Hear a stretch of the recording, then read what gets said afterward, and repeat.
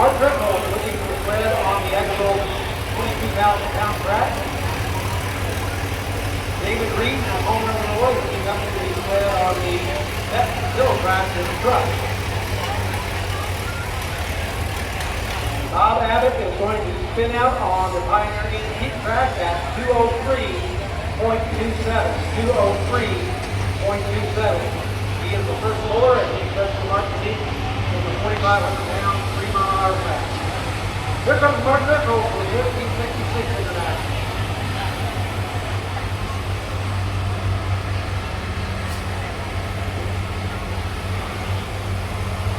So much of these diesel engines in the 4x4s come from the RPM.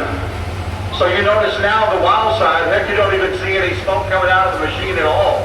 Some of the others will have just a little bit of white, billowy gray smoke, and if you could hear the engine, it would just be loping along. Well, as the driver, after tightening the chain, they start to build that RPM, and they'll do it steadily as they increase the boost inside the engine. They start to spin that turbocharger, and that's where the horsepower comes from, and that's where